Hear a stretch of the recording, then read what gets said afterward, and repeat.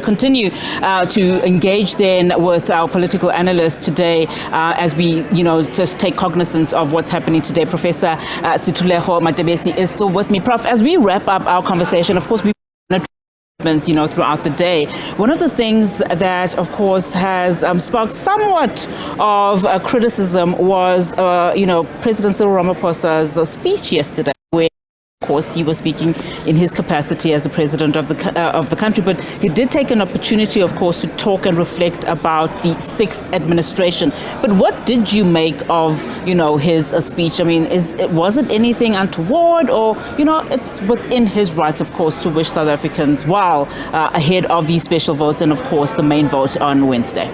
Yeah, I think it's always going to be very difficult for someone in that position, where sometimes it becomes very confusing which particular hat is the president wearing. Absolutely. And because of the fine line between party and government. And that has been one huge problem in South Africa. But going forward, I strongly believe that it was within the mandate and the responsibility of the president of the country to encourage South Africans to go and exercise their democratic right by voting in a peaceful and orderly manner. And I mean, when we look at the makeup of the people that are currently, embarking on this special vote, a lot, of course, are those that need special assistance. What does it tell us about just the makeup of people that continue to vote? We've seen people, that have been voting since 1994. And whilst, some of them are voting, have messages for the young people saying, essentially, talking about the importance of voting.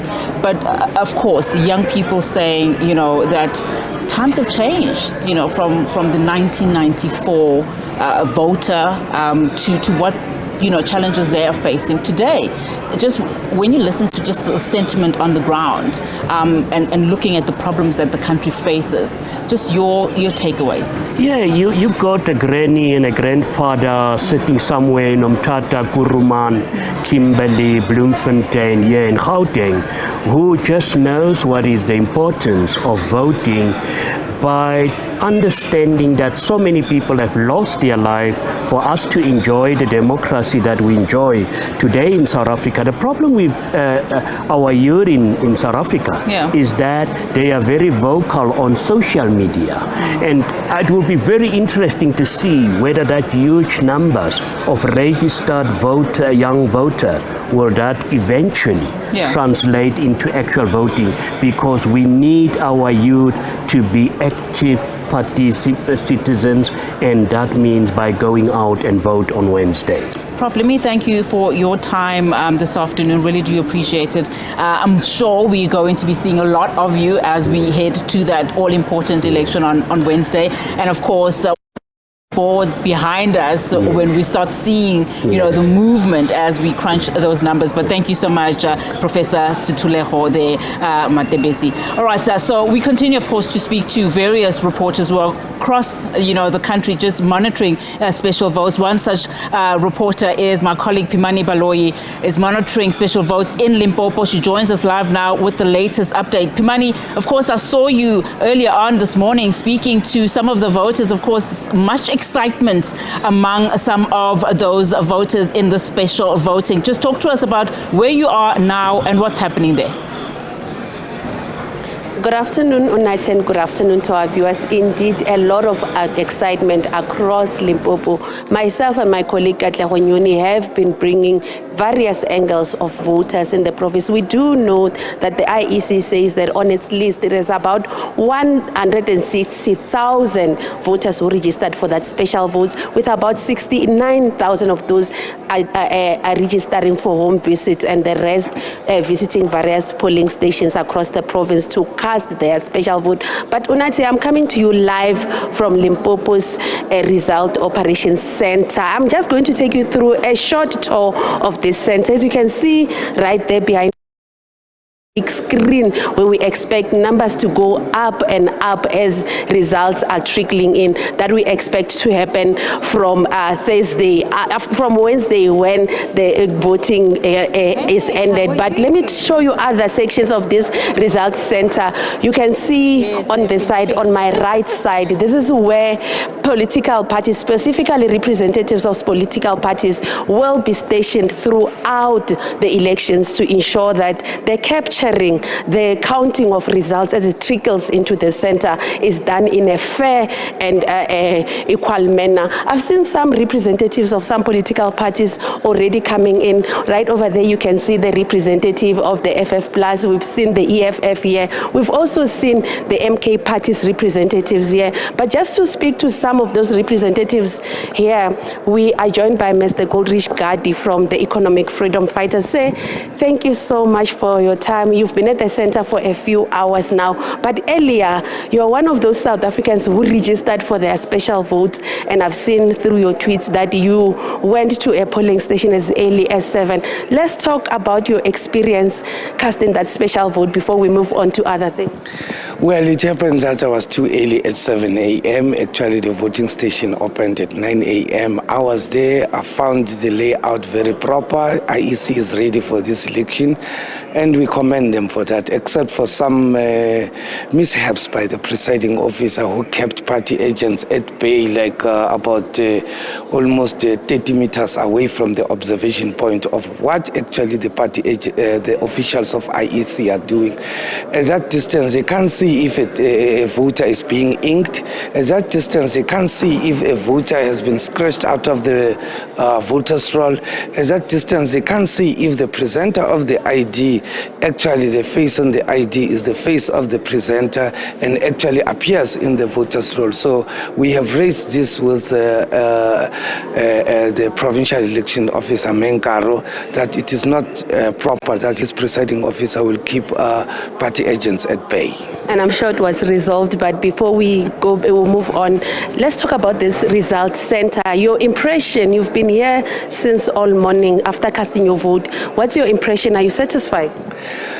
Well, I've not been here since morning. I came in and came out. I came in now, and we came to check what actually is happening in the results center of what we know of it. I've been part of the EFF elections machinery for the past 10 years, and I've seen it all in the results op center, in particular the one that was at the showground in Pretoria. I think this is the setup and the standard that we expect of the Independent Electoral Commission of South Africa, and we commend them for that job well done of a proper layout and transparency, and we will have a peaceful and dignified elections from what we see on their own side. Thank you so much, Mr. Gadi. Unathi, I just wanted to show you just over there behind me, there is stations where the SABC as the public broadcaster will be. It has 3 radio stations in this province that broadcast in 3 different languages, being Chivenda, Xitsonga, and Sepedi. So there are 3 cubicles that have been allocated to the SABC right over there,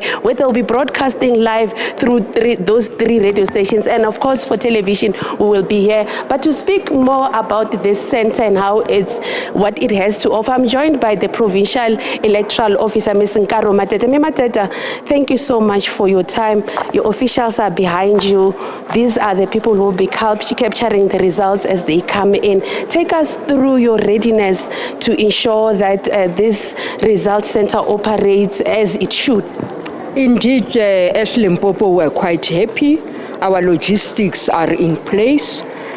All our stations, we have 322 minus 68 that did not have special votes, opened on time, and the teams are on the ground administering home visits. In fact, special votes are a dry run for the big day. So all the issues that might be happening on the ground are preparing us for the big day, which is Wednesday. So far, we are happy that our systems are in place. Our operations are going very well. Our area managers delivered our materials on time. Talking about the dry run, were there any technical glitches that you need to fix up in the lead up to Wednesday? But also, as the media, we've been getting reports from communities threatening that they'll be blockading this road or they won't be allowing the IEC to operate in their community. Are there such things that you've seen today as day one happened here across Limpopo? Well, I think such communities are discouraged from doing so. If you interfere with the IEC work, you must be aware that you are committing an offense. If you do not want to vote, please stay at home. Do not block other people that want to participate in elections. Such communities that take advantage of IEC processes are actually discouraged from doing so. So far in our province, we are quite happy. It's just here and there where indeed this issue of blocking the roads was experienced, for example, in Zanen and Molamole municipality. But fortunately, our teams were able to resolve all issues and all our stations opened on time. And do you have percentages yet? I understand about 160,000 are expected to vote today and tomorrow. What percentage are you at in terms of ensuring that all these special voters do cast their vote, specifically the ones where your officials need to visit them at their homes? Indeed, as I indicated, we have more than 4,000 teams to visit more than 96,000 homes between today and tomorrow. So far, the teams are working efficiently. We think by 5 o'clock tomorrow, we would have reached all these homes. So at 5 o'clock, these teams are going to go back to the voting station. That is when we'll get to know what percentage they've reached of these 96,000 homes. Let's talk about Wednesday now. There are about 2 million South Africans who've registered in stations that are located in your province. How ready are you? How well trained are your presiding officers and other officials to ensure that everybody's right to vote is respected, but also the availability of party agents everywhere?